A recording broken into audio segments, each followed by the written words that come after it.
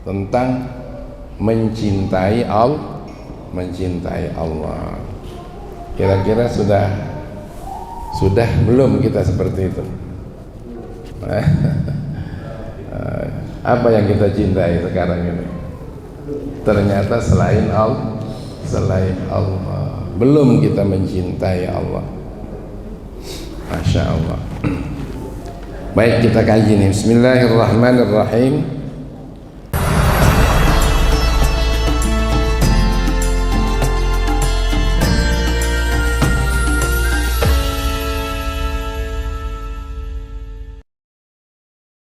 Yang perlu dihafal oleh kita sebelum ngaji ya, doa untuk orang yang menyajikan makanan atau memberi sesuatu yang kita rasakan bermanfaat. Cuma 3 kata tadi itu, Allahumma aksir khairahu wa barik lahu fima rozaqtahu. Hafal lah ya.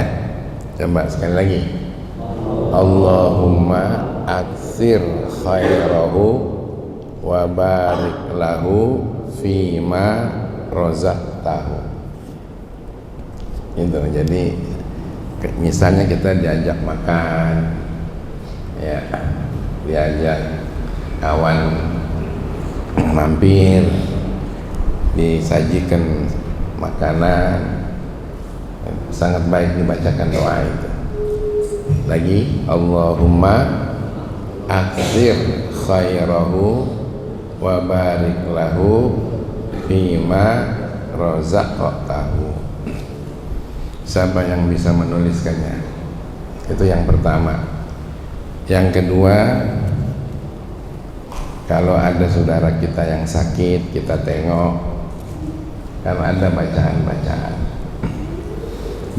yang paling sederhana, sholawat, Allahumma sholli ala sayyidina, Allahumma sholli wa sallim ala sayyidina Muhammadin sholatan takunu likulli da'in dawa wa likulli illatin shifa fatadfa'u an, disebut sipulan, kulla mihnatin wa bala'in wa maradin, birahmatika ya arhamar rahimin wa ala alihi wa sahbihi wa ajma'in.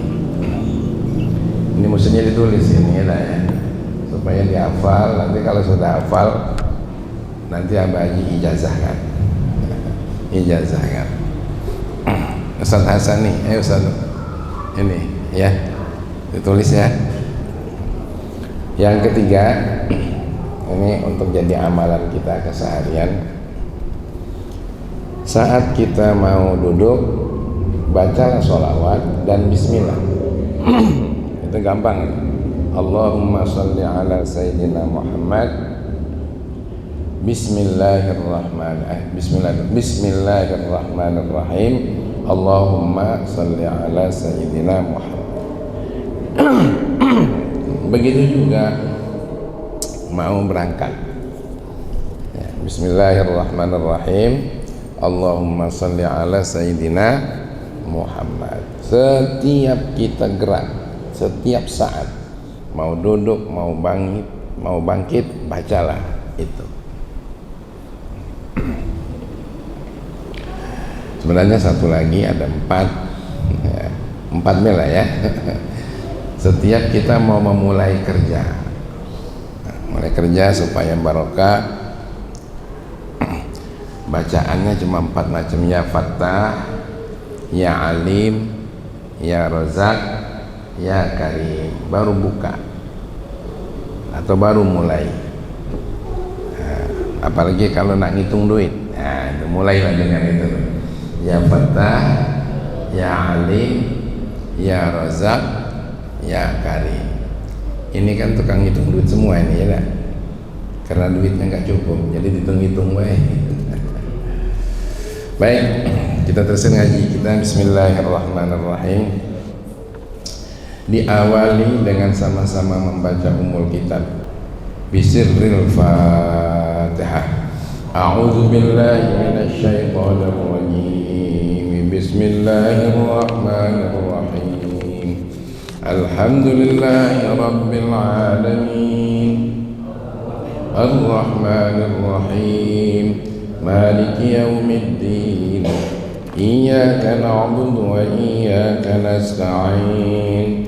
Ihdinas siratal mustaqim. Siratal ladzina an'amta 'alaihim ghairil maghdubi 'alaihim waladdallin. Baik, kita mulai kajian kita. Setback sedikit yang sudah kita bahas, tapi saya pengen simpelkan supaya menjadi tatwiyatul ilmi, kesimpulan ilmu, bahwa hal-hal yang menyelamatkan diri kita dan sifatnya sangat mulia. Yang pertama tawakal, yang kedua cinta segala sesuatu semata-mata karena Allah. Justru malah mencintai Allah lebih daripada mencintai yang lainnya. Yang ketiga ridho apa saja yang dibagi oleh Allah. Yang keempat, selalu berniat baik, niatnya bersama Allah. Dan yang terakhir adalah ikhlas. Kemarin kita sudah ngaji soal tawakal ala Allah. Orang yang bertawakal kepada Allah dijamin selalu sukses, asal ada beberapa hal berikut. Yang pertama, ada ikhtiar. Ikhtiar itu usaha maksimal.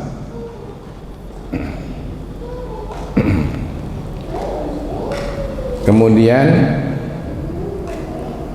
yang kedua, ada keyakinan bahwa yang diputuskan oleh Allah semuanya yang terbaik.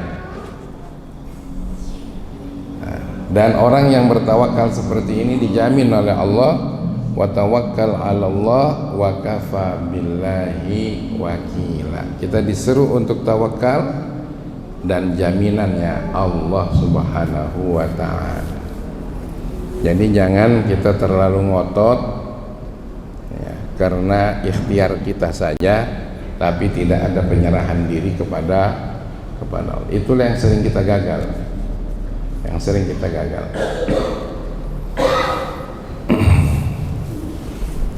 Kemudian ikhtiar itu ternyata hukumnya wajib dan haram ditinggalkan. Kita duduk-duduk saja lalu menyerahkan diri kepada Allah tanpa ikhtiar, hukumnya haram. Ikhtiar tidak boleh asal-asalan, tapi ikhtiar secara maksimal. Nah, jadi bahasanya tawakal kepada Allah penuh dengan perhitungan dan usaha. Dan jangan lupa doa. Itulah kajian kita yang sudah, mudah-mudahan menjadi kekuatan amunisi buat kita untuk segala hal. Orang yang berprofesi, orang yang punya cita-cita dan sebagainya, insya Allah dengan tawakal akan dikasih Allah yang terbaik. Selesai soal tawakal, kita akan masuk yang kedua, tentang mencintai Allah. Kira-kira sudah belum kita seperti itu? Apa yang kita cintai sekarang ini? Ternyata selain Allah belum kita mencintai Allah. Masya Allah. Baik, kita kaji nih. Bismillahirrahmanirrahim. Wa ammal hubbu fillah fahuwa min asyrafil maqamat wa arfa'nya. bahwa cinta kepada Allah itu adalah eksistensi yang paling mulia dan tinggi.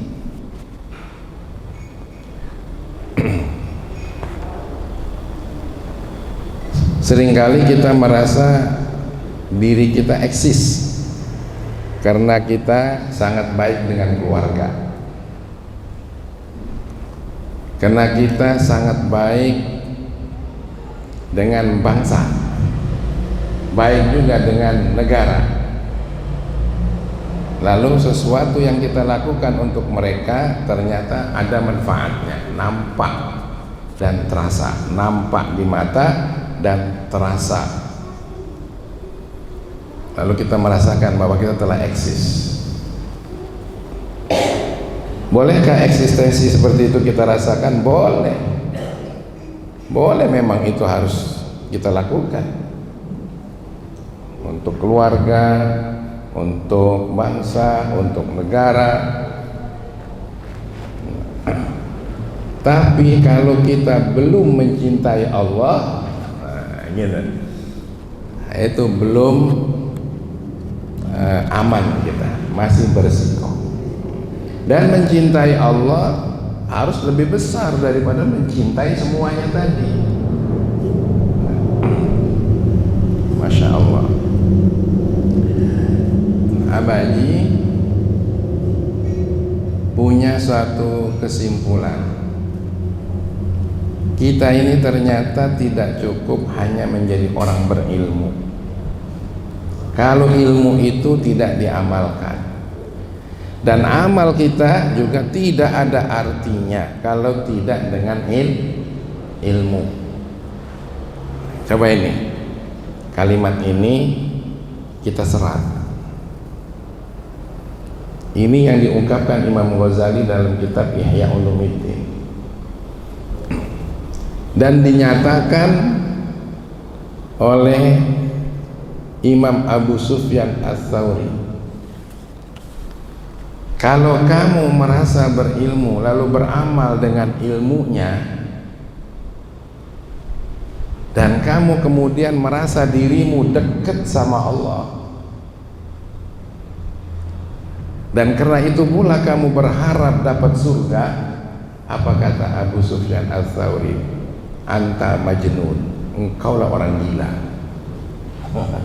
Bayangkan. Kenapa? Karena kamu itu melakukan suatu amalan hanya sebatas amalan jawarih, amalan anggota tubuh, sedangkan Allah tidak pernah menilai, kecuali yang dinilai adalah hati. Hatimu kosong dari dua petik. Yang pertama, roja, mengharap rahmat Allah, dan yang kedua khauf, takut kalau dimurkai oleh Allah. Oh, itu. Inilah kalimat-kalimat ahli cinta kepada Allah Subhanahu wa ta'ala. Makanya siap saja ngaji tasawuf itu selalu dipukuli, selalu kena gebuk seperti ini. Ini namanya kena gebuk gitu. Amalan sudah kita buat, ilmu susah-susah kita dapati, sudah kita amalkan, ternyata masih dianggap gila kita. Gimana kira-kira? Makanya yang enak jangan di ngaji lagi yang ini. Tapi kalau kita nggak ngaji, kita nggak tahu rahasia ini. Nah, sekali lagi rahasianya adalah Allah tidak pernah melihat amalanmu. Yang dilihat apanya? Hatimu. Itu. Kan kita sudah masyhur dengan hadis. Innallaha la yanzuru ila ajsamikum wala ila suwarikum. Allah tidak akan pernah menilai dirimu dan penampilanmu, tapi hanya dinilai hatimu. Nah,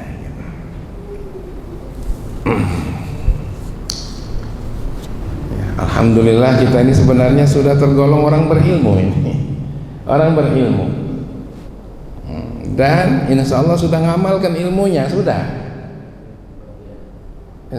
Cuma tinggal satu lagi nih, yaitu amalkanlah amalan itu selain dengan jawarih, amalkan pula dengan hati. Ini yang sulit, ini yang sulit, terutama buat abaji. Kadang-kadang lah nyetel diri tuh, udah mandi kita nak sholat, pakaian rapi, pakai minyak harum, karena itu kesukaan Allah semua. Dari rumah kita keluar tanpa kesombongan, tapi adanya ketawaduan bahwa kami akan datang ke rumah Allah, kami mau sholat, niat dipasang ya, bukan hanya usolli yang dipasang itu, sebelumnya sudah ada niat lagi. Allahu syahidi, Allahu hadiri, begitulah. Allah menyaksikan aku, Allah itu hadir di depanku. Begitu takbir, alhamdulillah dapat. Allahu akbar. Waktu baca Fatihah masih dapat, tapi kadang-kadang setelah lama-lama satu rakaat yang kedua udah terpikir yang lain. Oh, seperti itu. Ini kalau abaji, kalau yang lain insya Allah jangan-jangan lebih parah lagi. Nah, ngaji kita hari ini nih untuk mendandani kita. Gitu. Pokoknya kalau nggak ngaji kita nggak dapat apa-apa. Ilmu kita yang ada pun akan hilang kalau nggak ngaji. Tapi kalau ngaji, walaupun digebuki seperti ini, ya jangan tersinggung. Karenanya, ayo tumbuhkan rasa cinta kita kepada Allah melebihi cinta kepada yang lain. Bukan nggak boleh cinta anak istri, bukan nggak wajib. Cinta bangsa, cinta negara, tapi itu tidak boleh melebihi cinta kita kepada Allah. Nah itu, demi cinta Allah kalau perlu dikorbankan semuanya. Demi cintanya Allah, jangankan yang lain, diri kita jadi korban, gak masalah. Itu. Saya punya mertua, sampai sekarang masih teringat dan saya nyatakan dapat ilmu dari beliau dan mau saya contoh. Begitu. Dikumpulin anaknya. Ketika itu ya belum ada yang menikah kecuali saya sendiri yang menikah. Apa katanya? Sehebat apapun kalian adalah anakku, serendah apapun aku adalah ayahmu.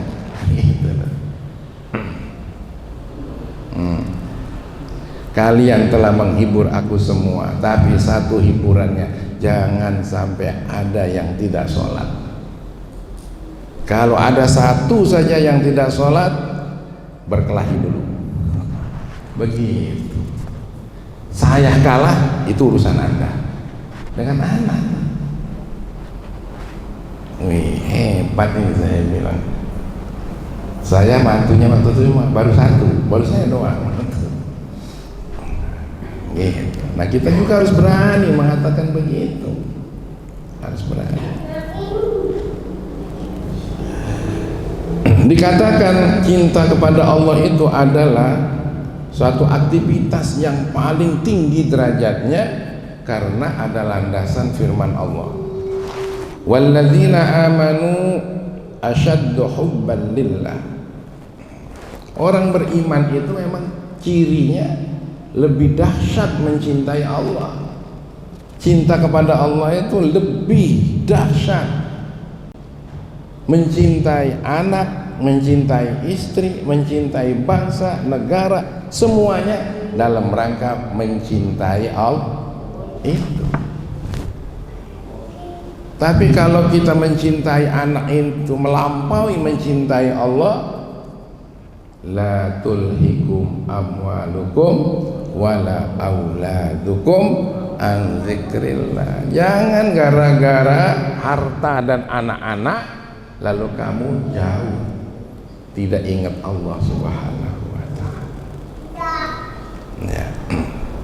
Gitu. Kita mencintai profesi boleh saja, profesi kedokteran, profesi perdagangan, bisnis, profesi sebagai guru. Iya, memang itulah yang dikarunia oleh Allah pada kita. Tapi jangan semua itu melupakan kita sama Allah. Profesi kita di bidang jasa banyak, ekspedisi, perbengkelan, atau apa saja, semuanya itu boleh kita lakukan dan pasti berhasil, jaminan Allah, asalkan diserahkan kepada Allah dengan maksimal upayanya, ikhtiarnya, dan tidak kurang doanya. Ditambah lagi, semuanya kita lakukan dalam rangka mencintai Allah, atau dengan profesi kita dapat cinta Allah loh. Gitu. Nah, profesi yang berikutnya, kita ini semua profesi menurut Abaji ini. Yang muda-muda punya profesi ini muda-muda. Profesinya apa mereka ini? Sebagai pemuda yang baru tumbuh remaja, dia ingin tahu apa yang ada di atas gunung sana. Dia pengen tahu apa yang di bawah lautannya. Pengennya diselami oleh mereka. Pemuda-pemuda model kita ini, kita pengen eksis juga itu profesi kita. Ada yang ingin jadi anggota DPR, ada?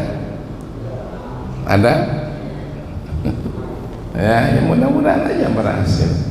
Ada yang ingin menjadi pengusaha, ada? Ya. Nah, eksis. Tapi ada lagi yang punya profesi lain, usia Abaji ini. Isrobi, Ustadz Ali, Pak Haji Soleh, model Ustadz Fahrul Razi, ada. Apa profesinya? Pengen menyambut husnul khotimah. Bener gitu? Hah? Nah, itu. Ya mau apa lagi? Mau usianya sudah kepala 6, kepala 5. Nyadar. Kalau nggak nyadar bagaimana? Pak Bambang, ayo. Yang paling besar profesi yang paling mulia buat kita adalah husnul khotimah. Saya yakin Pak Bambang ini mendaftar jadi orang kaya dari muda dulu, ya kan? Betul nggak tuh? Lulus belum? Belum lulus jadi orang kaya. Sudah sekarang pindah daftarnya menjadi husnul khotimah. Dengan cara apa? Mencintai Allah. Fasaufa ya'tillahu biqaumin yuhibbuhum wa yuhibbunahu. Begitu kata Allah. Nanti Allah akan mengkaruniai suatu kelompok. Mudah-mudahan jamaah kita semuanya, amin. Yuhibbuhum, Allah mencintai kelompok itu dan kelompok itu mencintai dia, amin. Tuh. Jadi kelompok seperti ini berupa jamaah ini jangan enggak disyukuri. Mesti dipelihara, mesti dijaga setiap Selasa malam Rabu. Ini bukan ceramah. Kalau ceramah, apa yang saya serap dan itu yang saya sampaikan. Sehebat apa saya? Tapi ini membaca ilmunya ulama. Masya Allah. Kan ada di sini nazamnya ini. Saya nazamkan dulu ya. Ini tulisan saya. Orang alim di tengah kita, cahaya hidup pelita kita. Itu keuntungan kita kalau ada orang alim. Tanpa cahaya gelap gulita, hidup buta tanpa makna. Jauh dari orang alim kita akan buta. Timba ilmu alim ulama, dunia akhirat kita mulia. Tanpa ilmu alim ulama, segala ada barakah, segala ada berkah tak ada. Saya bukan ulama, saya bukan alim, tapi saya membacakan kitabnya ulama. Sedemikian hebatnya yang disampaikan oleh para ulama. Masya Allah.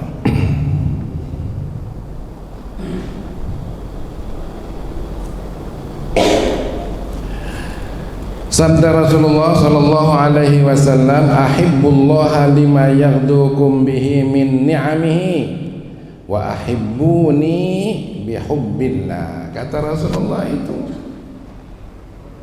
berusahalah kamu untuk mencintai Allah, untuk masa depan kamu, cinta yang tumbuh daripada nikmat Allah subhanahu wa ta'ala. Kemudian setelah itu cintalah kamu sama aku, katanya. Tadi suruh mencintai Allah itu sebagai suatu nikmat, sekarang cinta pula lah yang kedua sama saya. Kalau kamu sudah bisa begitu, dengan cara apa? Bihubbillah, dengan cara mencintai Allah. Wih, hebat. Nah, jadi ya, kita terus cinta dengan diri sendiri. Jangan nggak dicintai diri kita ini. Cinta dengan anak istri kita, cinta dengan keluarga besar kita, cinta dengan apa yang sudah dikaruniakan oleh Allah buat kita. Tapi lagi dan lagi, semua itu standarnya di bawah kita mencintai Allah dan Rasulnya. Sayyidina Abu Bakar, nah itu makom beliau. Sayyidina Abu Bakar menyerahkan seluruh hartanya untuk Islam, sampai ditegur oleh Rasulullah, untuk kamu apa? Ternyata dia sebut, cukup buat saya Allah dan Rasulnya. Itu makom beliau. Kalau makom kita yang umum nih, jangan begitu niat. Makanya kalau ada seorang ustadz yang memproklami yang mempelopori yang mempelopori sedekah harus habis-habisan, jangan sampai habis-habisan. Karena Sayyidina Umar tidak menyerahkan seluruh hartanya, cuma separuh doang. Separuh tuh. Nah, itu pun makom beliau. Makom kita, bagaimana makom kita untuk menyerahkan harta ini? Minimal 2,5%. Minimal. Kalau tidak diserahkan 2,5% itu menjadi zakat, wow, ini bahaya. Karena dia makan hak orang lain, bahasanya. Merebut juga haknya Allah. Kalau tidak bayar zakat. Bismillahirrahmanirrahim. Afara'aytum ma tahrusun, أأنتم تزرعونه أم نحن الزارعون.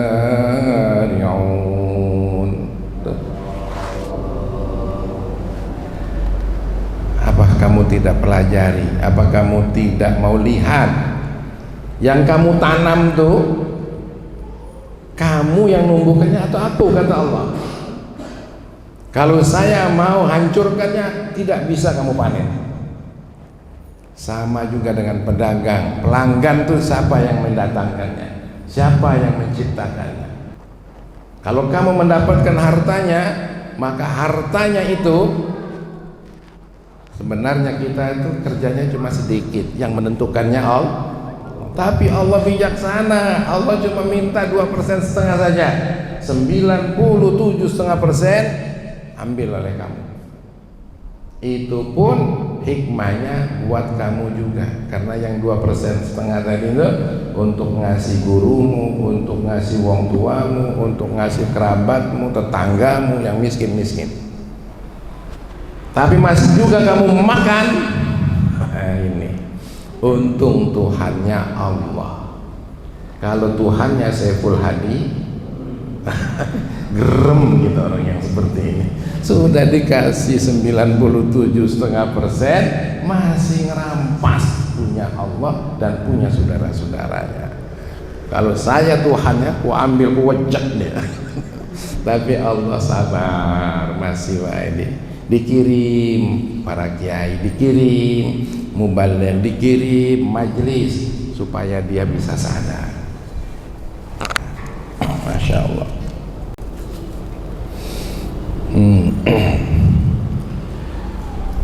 Itu.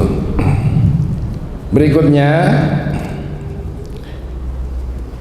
apa sih yang dikatakan cinta kepada Allah itu maknanya kayak apa?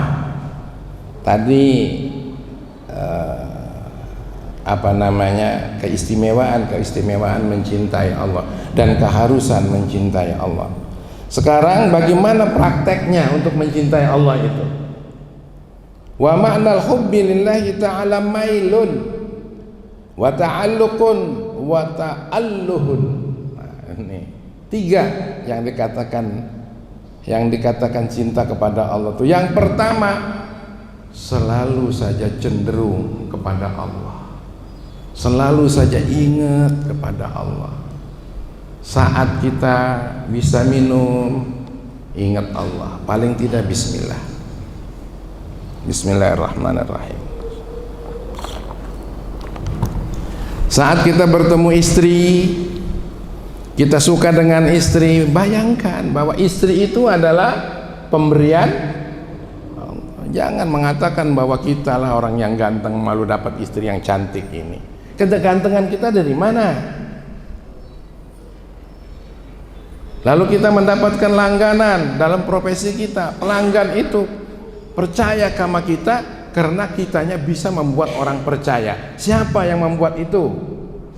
Allah juga. Itu namanya mailun, cenderung kepada Allah. Kita punya baju yang kita suka, kita punya rumah yang kita bisa layak huni. Ya, kalau mewah tuh nggak ada batas, nggak ada batas. Yang kedua, ta'alluq, selalu bergantung kepada Allah. Yang ketiga, ta'alluh. Ta'alluh itu artinya menuhankan Allah. Jangan cuma kita tahu bahwa Allah itu Tuhan, tapi kita nggak menuhankan.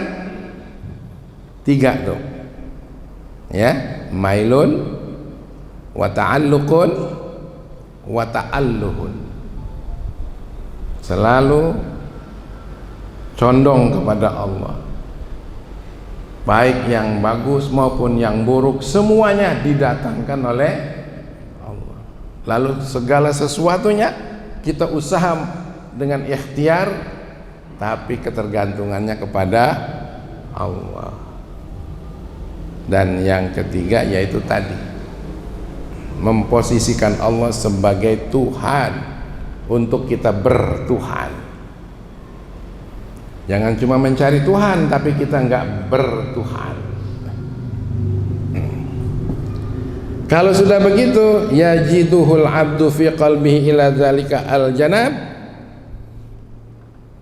bahwa si hamba tadi akan merasakan dalam hatinya al-janab, sang yang sangat mulia.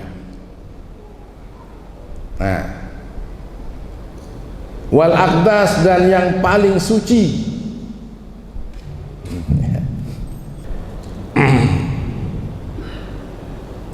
mashuban bi nihayati taqdis wa tanzih. Kita mesti merasa bergaul dengan Allah tapi dengan batas-batas mensucikan dan membersihkan. Wa ghayati ta'zim, dengan pusat yang tertinggi, yang terjauh soal takzim kepada Allah Subhanahu wa taala, wal haibah, dan kehebatan Allah. Gitu. Itu namanya cinta kepada Allah. Wah, ini Masya Allah, untung nih yang kita dapat kitab seperti ini, ditulis oleh yang menulisnya Al-Imam Al-Arif Billah Qutbid Da'wah wal Irsyad Al-Habib Abdullah Ibni Alawi bin Muhammad Al-Haddad Al-Hadrami Al-Yamani.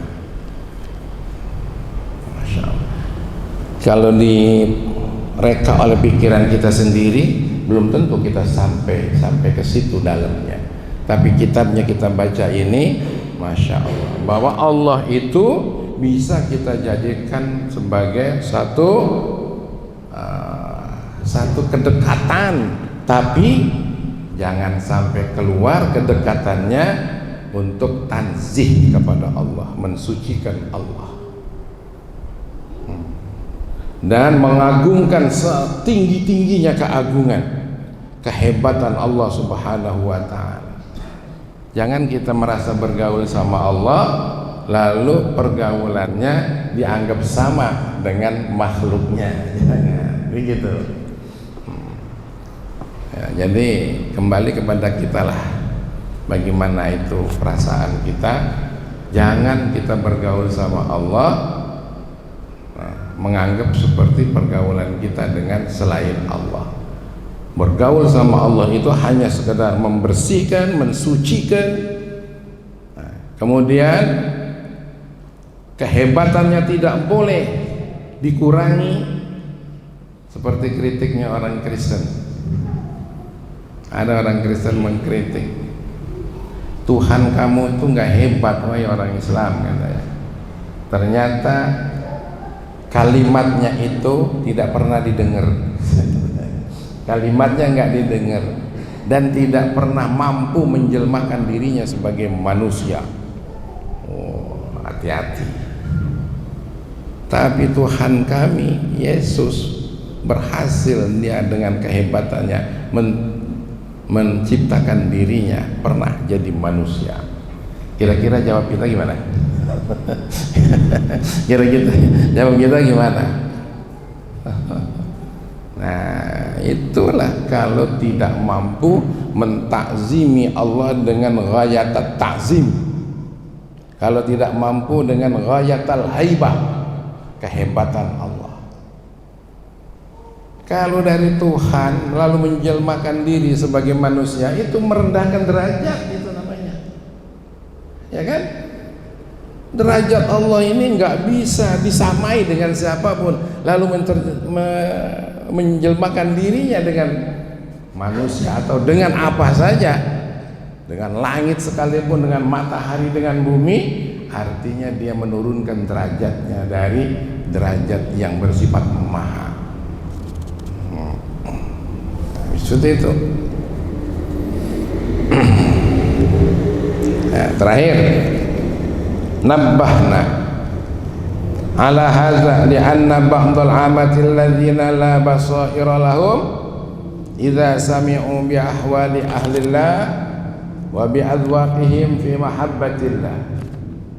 Ini yang perlu saya ingatkan, kata beliau ini, sebagian orang umum ada yang tidak mampu merasakan hubungan dengan Allah itu, merasakan hubungan dengan Allah itu dalam hatinya, hanya sekedar dalam kajian, termasuk kajian tauhid. Kalau kajian tauhid itu tidak mampu menyentuh di hatinya, ini namanya Allah tidak ada posisi di hati kita. Untuk ibadah ada ilmu fikih. Ilmu fikih itu tidak menyentuh kepada hati. Ilmu fikih itu, Ilmu fikih itu cuma ngatur bagaimana kita wudhu yang benar, bagaimana sholat kita yang benar, bagaimana kita jangan batal, ada syarat sah sholat, ada syarat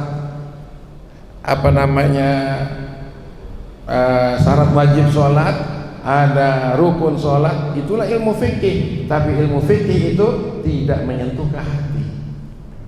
Banyak orang yang merasa selesai kalau sudah bisa baca kitab fikih, lalu ceramahkan, selesai, tapi hati tidak menyentuh kepada Allah Subhanahu wa ta'ala.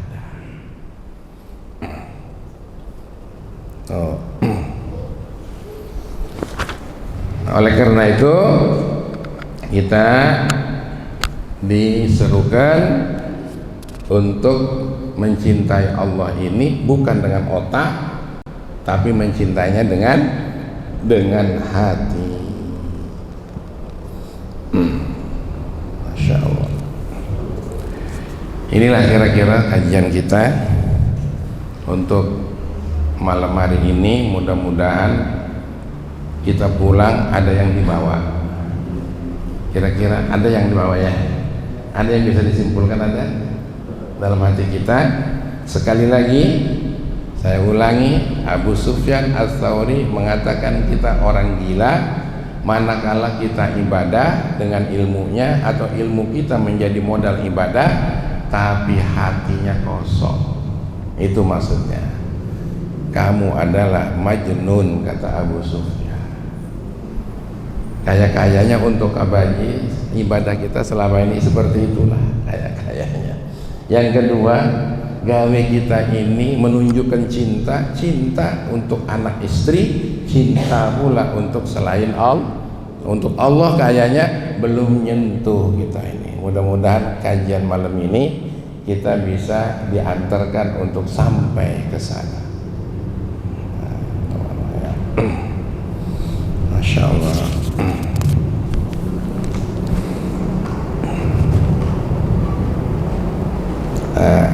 Sebagai kunci, wa min a'zami ma yadullu ala mahabbatillah, di antara yang paling besar untuk mencintai Allah itu adalah metodenya husnul ittiba' li Rasulillah sallallahu alaihi wasallam. Sebaik-baiknya mengikut Rasulullah sallallahu alaihi wasallam. Qul, katakan Muhammad, in kuntum tuhibbunallah, kalau kamu sejatinya mencintai Allah, fattabi'uni, ikutilah aku, yuhibbukumullah, pasti Allah akan mencintai kamu. Wa yaghfir lakum, tidak hanya itu, dosanya kamu ampuni, dosa kamu diampuni, karena wallahu ghafurur rahim, Allah Maha Pengampun lagi Maha Penyayang. Tambahan dari saya, Allah itu betul Maha Pengampun, Maha Penyayang, tapi Allah juga Maha dahsyat siksaannya. Itu tambahan dari saya. Nah, kita tutup dengan doa akhir majlis. Subhanakallahumma wa bihamdika asyhadu an la ilaha illa anta astaghfiruka wa atubu ilaik. Billahil hidayah wa taufiq wal inayah, wallahul muwaffiq ila aqwamit thariq. Wassalamualaikum warahmatullahi wabarakatuh.